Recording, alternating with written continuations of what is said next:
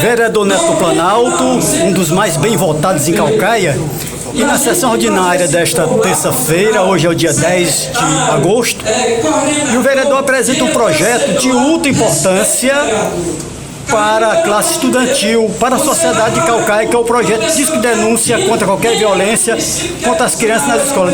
O vereador, bom dia, fala um pouco a respeito desse seu projeto.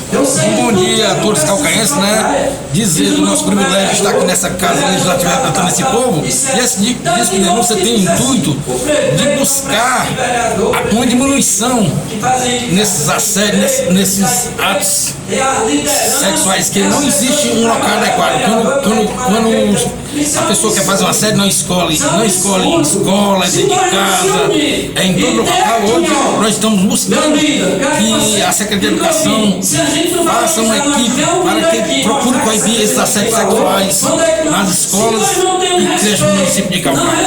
Vereador, o senhor se embasou em números, em dados para o que o senhor apresentasse esse projeto?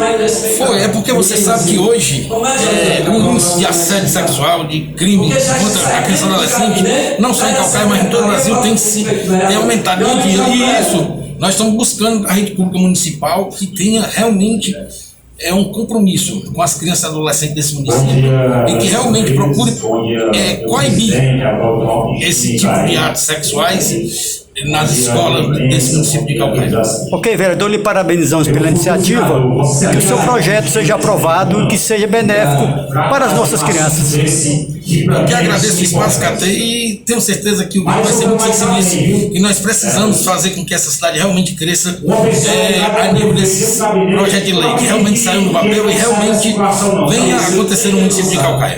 Obrigado, senhor, bom trabalho.